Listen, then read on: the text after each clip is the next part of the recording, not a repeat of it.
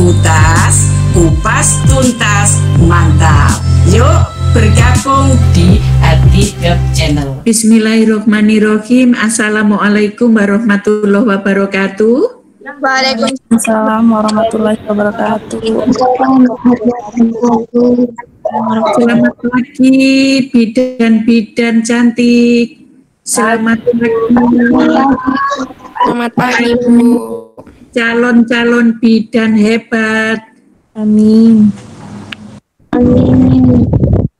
Ya, semangat ya. Semangat, Bu. Semangat. Salam sehat untuk semuanya.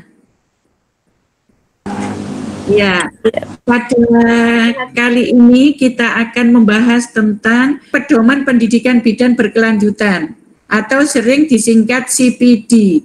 Nah, ini CPD itu Continuing Professional Development.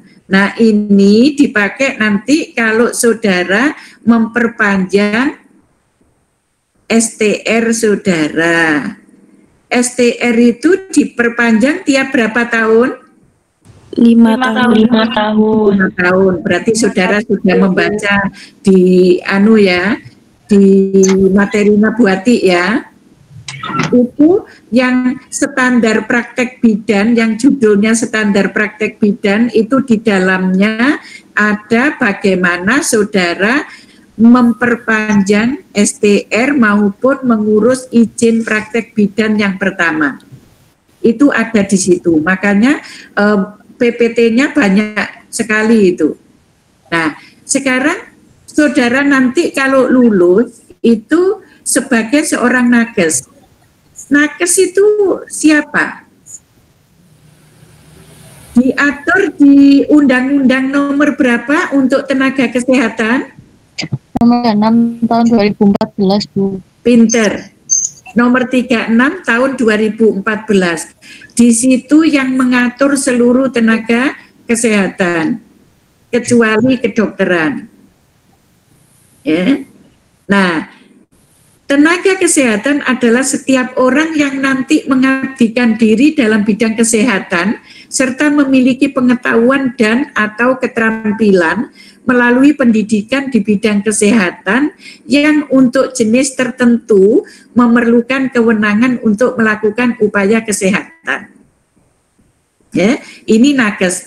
Nah, nakes itu banyak sekali, ya, bidan, perawat, analis, keseling, gizi, masih banyak lagi, ada berapa itu, ya.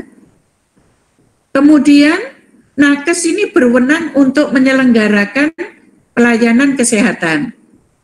Kewenangan untuk menyelenggarakan pelayanan kesehatan sebagaimana dimaksud pada ayat 1 dilakukan sesuai dengan bidang keahlian yang dimiliki. Jadi nanti keahlian saudara sebagai seorang bidan, keahliannya. Dalam menyelenggarakan pelayanan kesehatan, nakes wajib memiliki izin dari pemerintah. Tadi disebut apa izin tadi, disingkat apa? SIPB. SIPB. Iya, pinter. SIPB, betul. Yuk, senang Buati, semangat kalau sudah ngerti semua. Nah, ini sertifikat kompetensi tadi, surat tanda pengakuan terhadap kompetensi seseorang tenaga kesehatan untuk dapat menjalankan praktek dan atau pekerjaan profesinya di seluruh Indonesia setelah lulus uji kompetensi tadi. Oke, dapat sertifikat. Kemudian sertifikat ini dipakai ngurus apa tadi? STR, Bu. STR. Jadi STR itu adalah pencatatan resmi terhadap tenaga kesehatan yang telah memiliki sertifikat kompetensi dan telah mempunyai kualifikasi tertentu lainnya serta diakui secara hukum untuk menjalankan praktek dan atau pekerjaan profesinya. Jadi secara hukum kalau saudara sudah punya STR, saudara sudah sah sebagai tenaga kesehatan sesuai profesi masing-masing. Nah, ini STR ini bukti tertulis yang diberikan oleh pemerintah kepada nakes yang telah memiliki sertifikat kompetensi tadi. Saudara nanti itu melalui Dinas Kesehatan di mana saudara berdomisili. Itu. Jadi kalau nanti domisilinya di Nganjuk, ya ngurus di Nganjuk, berarti kepala dinas Nganjuk bersama OP, organisasi profesi. Nah, pelaksanaan registrasi ini setiap nakes ya akan menjalankan pekerjaan wajib memiliki STR ini. Kalau saudara kerja nggak punya STR, nggak punya izin praktek, nanti yang mempekerjakan saudara juga kena pasal. Karena di Undang-Undang Kesehatan, di Undang-Undang Nakes, di Undang-Undang Kebidanan juga semua sudah diatur. Yang mempekerjakan saudara kena, saudara juga kena. Ini Permenkes RI nomor 46 tahun 2013, ini nanti saudara bisa cek proses regulasi bidan.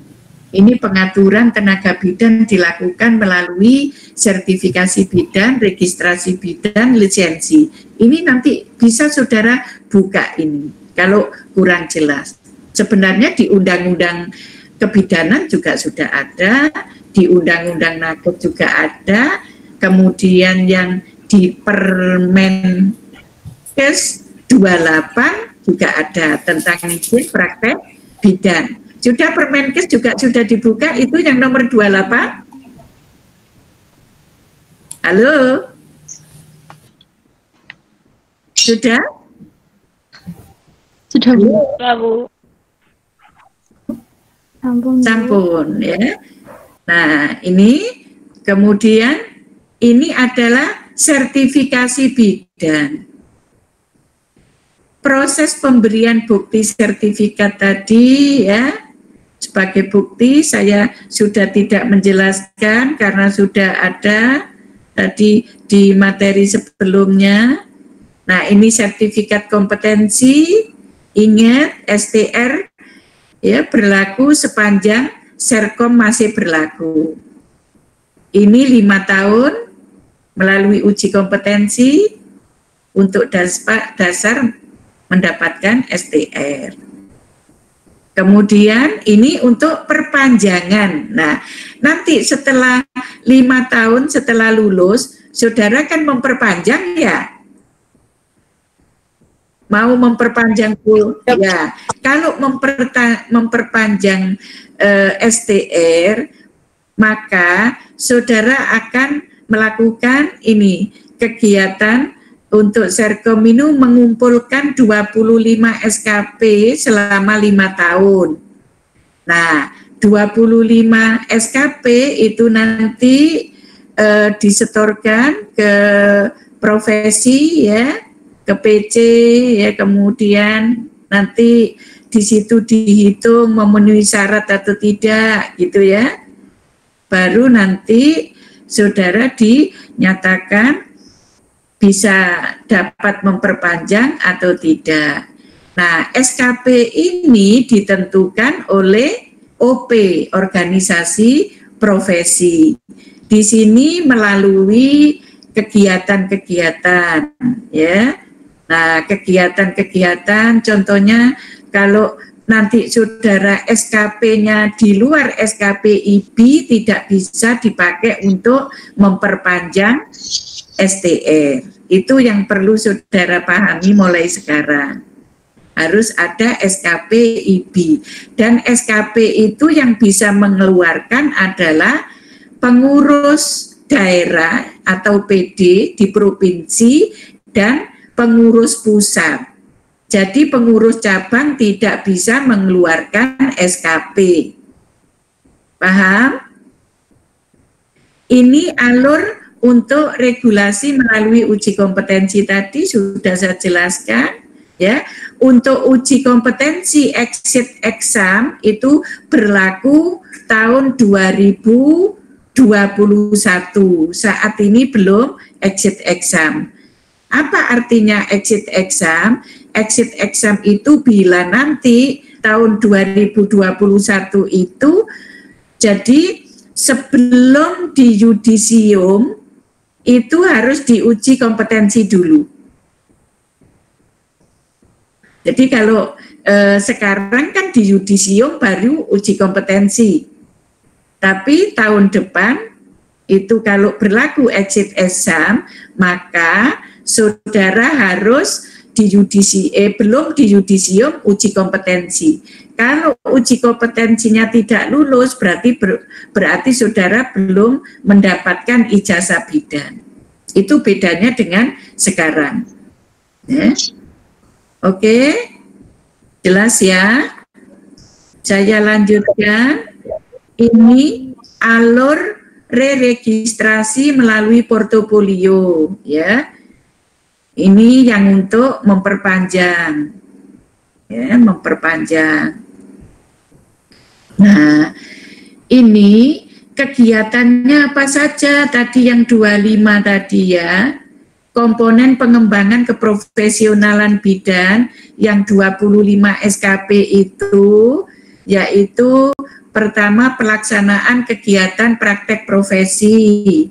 Jadi saudara melakukan pelayanan-pelayanan itu nanti dihitung. Kemudian kegiatan pendidikan berkelanjutan, kegiatan pengabdian masyarakat, kegiatan pengembangan profesi bidan, kegiatan publikasi ilmiah. Ini ya, ada komponen untuk pengembangan yang 25 SKP itu. Coba kita bahas satu persatu.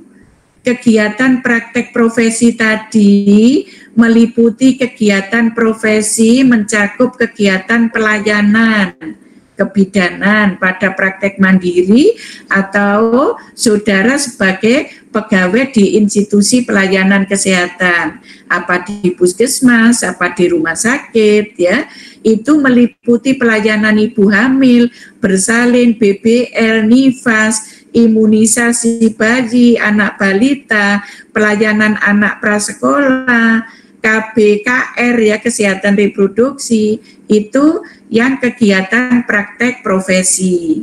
Nah, untuk berikutnya ini kegiatan pendidikan berkelanjutan tadi.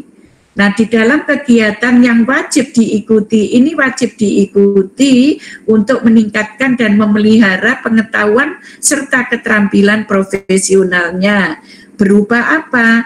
Simposium, seminar, pertemuan ilmiah, workshop, pelatihan, baik pelatihan klinis maupun non-klinis. Ini yang pendidikan berkelanjutan. Itu SKP-nya bisa dikumpuli selama 5 tahun. Ya, 5 tahun itu 25 SKP tadi. Ya. Nah, ini pendidikan yang berkelanjutan, kegiatan peningkatan pengetahuan kognitif. Kegiatan peningkatan pengetahuan kognitif ini merupakan suatu kegiatan atau proses memperoleh dan memahami pengetahuan tertentu. Ini melalui simposium, seminar, ya, kemudian sidang ilmiah, baik itu lokal maupun nasional maupun internasional, itu hitungannya sendiri-sendiri. Peningkatan pengetahuan dapat dilakukan melalui pembelajaran e-learning. Contohnya sekarang yang kita lakukan ini pembelajaran e-learning. Adapun perolehan nilai kredit mengikuti yang ditentukan. Ada perhitungannya, ya, untuk mendapatkan 25 SKP tadi. Kemudian pengabdian masyarakat. Kegiatan pengabdian masyarakat ini, ya, profesi itu mencakup kegiatan apa? Saudara menjadi panitia, saudara menjadi pengurus di organisasi, ini merupakan pengabdian. Panitia-panitia hari ulang tahun IPI, ada bakti sosial, ada bencana alam, saudara menjadi panitia untuk relawan, itu semua harus ada SK-nya, bukti fisiknya. kemudian menjadi tim kesehatan dalam tanggap darurat bencana, seperti sekarang COVID, saudara menjadi garda untuk COVID ini tim, ya. Ini juga selama ada bukti fisik SK itu bisa dihitung. Kegiatan sosial kemasyarakatan yang berhubungan dengan pelayanan kesehatan, misalnya ada KB massal, BKKBN ulang tahun, ada KB massal, Ibu sebagai petugas, itu ada SK dari Kepala Dinas atau BKKBN, ya, itu bisa dipakai untuk bukti fisik ini. Nah, kemudian pengembangan keprofesionalan ini tadi, yang 25 SKP, ya, ini pendidikan, pembimbing klinik, penelitian, penyusunan pedoman-pedoman, misalnya nanti saudara membuat buku SOP, ya, pedoman apa, selama itu ada surat tugas, selama itu ada SK, saudara bisa gunakan untuk bukti mengurus perpanjangan STR tadi.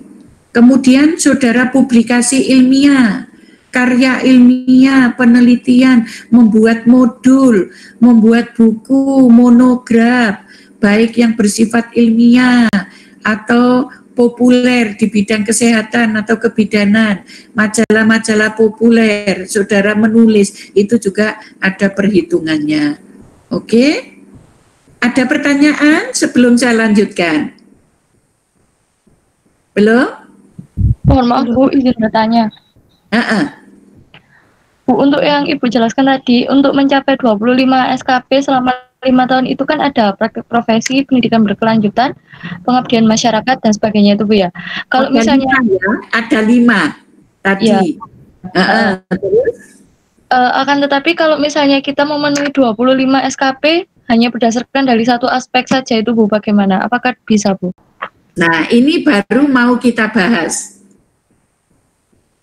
Baru mau kita bahas lanjutannya ini. Dengarkan ya. Iya Bu. Oke. Nah, kegiatan peningkatan kemampuan keterampilan psikomotor dapat berupa pelatihan-pelatihan. Ya, itu nanti ada penghitungannya. Nah, ini ya. Kegiatan tingkat internasional, ini nanti 2021 misalkan COVID-nya sudah berlalu, itu ada Kongres ICM Bidan Sedunia di Bali, ya, kalau ini jadi, kalau COVID-nya sudah hilang, itu saudara mendapatkan SKP-nya internasional, hitungannya sendiri. Kemudian tingkat nasional itu saudara pertemuan-pertemuan tingkat nasional ada penghitungannya sendiri. Regional ada penghitungannya sendiri. Atau mungkin tingkat lokal wilayah kota ada penghitungannya sendiri. Oke. Nah, sekarang tadi pelatihan non klinis ini dilaksanakan oleh PP, PD, PC atau lembaga lain yang relevan. Pelatihan-pelatihan itu. Sekarang ada P2KT, P2KB, P2KS itu ya. Kemudian tersedianya fasilitas sarana prasarana yang terstandar, SDM yang memadai, ada kurikulum modul. Ini yang penyelenggaranya. Nah, sekarang ini menghitungnya nih. Ini coba ini perhatikan yang ini penghargaan satuan kredit profesi. Tadi ada 5 poin yang dinilai untuk mendapatkan 25 SKP. Contoh ini, A, pelaksanaan kegiatan profesi atau praktek profesi. Contoh, 100 sampai 150 kunjungan ibu hamil. Ini dapat nilai kredit 1 SKP per tahun. Dan seterusnya, ini ada hitungannya. Ya, sampai ke bawah ini ada hitungannya semua. Ini per tahun. Ya, memberikan pelayanan KB. Ya, 1 tahun. kunjungan akseptor. Ya, ini per tahun dapat 12 sampai 24 kunjungan. Padahal bidan itu banyak sekali kan. Tuh. Jadi ini memberikan pelayanan imunisasi pada bayi, balita prasekolah. Ya, 12 sampai 24 bayi atau balita. Dalam SKS, SKP-nya dapat 1, ini per tahun. Dan saudara, misalkan saudara dinas di puskesmas saja 1 bulan mengimunisasi berapa orang gitu ya. Itu nanti ada maksimal, penghitungan maksimalnya ya, dan maksimal itu tidak bisa disimpan nanti.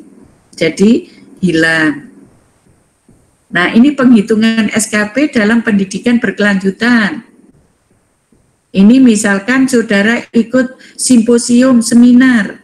Kalau saudara menjadi peserta, itu tingkat lokal itu 1 nilainya, nasional 2, internasional 4. Kemudian kalau jadi panitia, 1 sama ya dengan peserta. Kemudian kalau jadi moderator, itu sama, tapi kalau jadi pembicara berbeda. Kalau saudara pembicara lokal dapat 2, pembicara nasional dapat 3, pembicara internasional dapat 5. Itu ditunjukkan, ini setiap makalah ya, setiap makalah. Untuk 1 kegiatan pendidikan berkelanjutan. Kalau nanti misalkan ada 2 makalah, sebagai narasumber pembicara internasional dapat 10. Ya, sudah banyak itu. Ya. Ini untuk yang workshop, pelatihan. Saudara sebagai pelatih, ada sendiri ngitungnya, lokal atau nasional atau internasional. Berapa jam, saudara? Sebagai peserta, itu seperti di layar ini. Coba. Oke. Nah, ini tadi adalah untuk yang penghitungan, tadi yang ada tadi untuk pelayanan profesional, ini untuk pelatihan tadi. Yang C adalah kegiatan pengabdian masyarakat. Saudara sebagai panitia, kepengurusan ya terkait dengan pelayanan kebidanan. Kalau kepanitiaan itu dapat 0,25 itu per kegiatan. Nah sekarang 5 tahun berapa kegiatan yang saudara kumpulkan? Ya. Jadi pengurus IBI baik ranting, cabang, daerah, pusat itu per periode dapat 2. 1 periode kan 5 tahun, itu dapat 2 SKP. Kelompok Pokja, bakti sosial, per kegiatan itu dapat 1. Berapa kali saudara dalam 5 tahun dan seterusnya. Ya, coba lihat PPT di depan. Ya, oke. Kemudian yang tadi ini yang C, kemudian yang D tadi kegiatan pengembangan profesi. Saudara nanti melakukan bimbingan mahasiswa sebagai pembimbing, baik itu LTA, skripsi, tesis, disertasi, ini ada semua ini, nilainya. Ini per orang ngitungnya. Seperti saudara kalau membimbing LTA D3, 6 mahasiswa dapat 1 SKP. Kalau profesi atau D4, membimbing 6 mahasiswa dapat 2. Kalau S3, 1 orang dapat 2, kalau disertasi 1 orang dapat 3 SKP.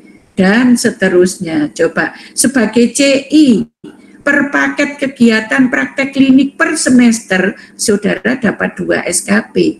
Kalau saudara CI sebagai CI di institusi Akbid A, dapat 2. Akbid B dapat 2. Itu sudah banyak dikumpulkan. Itu yang kegiatan pengembangan profesi. Kalau kegiatan publikasi ilmiah, itu yang terakhir, karena ada 5 tadi ya, ini yang terakhir, yang E, itu saudara menulis jurnal, meneliti, baik nasional, internasional itu beda. mengedit buku, menulis buku, mengasuh rubrik di media massa, itu dapat SKP-nya. Ini jelas ini. Ini per artikel, ini per buku, ya. Bisa dilihat. Halo? Bisa, Bu. Oke. Ya, itu perhatikan hitungnya. Oke. Ini untuk pelatihan MU Midwifery Update, ini merupakan pelatihan wajib bagi seluruh anggota IBI yang akan melakukan registrasi perpanjangan STR. Tujuannya adalah meningkatkan kompetensi bidan sesuai perkembangan pengembangan pelayanan kebidanan, kemudian memberikan penyegaran, mengupdate ilmu-ilmu, mempertahankan kompetensi, ya. Nah, ini lama pelatihannya adalah 20 JPL, biasanya 3 hari. Ini mendapatkan sertifikat dari PP atau PD dengan akreditasi 2 SKP, ya. Nah, di dalam MU ini selama COVID pandemi tidak ada pelatihan MU. Kalau misalkan STR-nya habis di masa pandemi, maka dipenuhi dari yang lain. Ini selama pandemi kebijakan. Ya, oke, itu tadi untuk reregistrasi. Nah, di dalam reregistrasi ini adalah perpanjangan STR sesuai dengan ketentuan yang berlaku, nilai SKP yang diperoleh anggota IBI pada setiap kegiatan pengembangan keprofesian berkelanjutan bidan diperlukan, yaitu 25 SKP tadi. Ya, jadi ini untuk reregistrasi 5 tahun, fotokopi kartu anggota IBI, ya, yang masih berlaku, dan sekarang kalau tidak bayar iuran IBI, maka selama mau reregistrasi harus dilunasi dulu. Fotokopi STR sebelumnya, sertifikat kompetensi yang baru, resertifikasi, kemudian ini ada buku logbook tadi yang dipakai untuk menulis kegiatan keprofesionalan, foto terbaru 4x6 berwarna, latar merah sebanyak 3 lembar, borang reregistrasi selama 5 tahun tadi, ya, yang ada 5 komponen tadi itu dikumpulkan, ya. Sekarang juga ada sudah online, ya. Bila sudah terpenuhi maka PC mengusulkan permohonan rekomendasi perpanjangan ke PD, ya. PD memberikan rekomendasi perpanjangan STR, PDIP mengusulkan untuk inilah, ini yang dulu, ya. Sekarang sudah ada STR online, ya. Tapi tetap masih ada ngurus-ngurusnya itu, ya. SKP 25 SKP dalam 5 tahun untuk reregistrasi. Mengajukan permohonan ini kalau bisa 6 bulan sebelum masa berlakunya STR sebelumnya habis. Jadi 6 bulan sebelumnya harus sudah ngurus, ya. Kemudian kegiatan registrasi bidan dilakukan melalui proses, ini ada portofolio dikumpulkan selama 5 tahun, ya. Ini ngitung-ngitungnya, penilaian penghitungannya, kegiatan profesi tadi ini tanpa minimal, ya.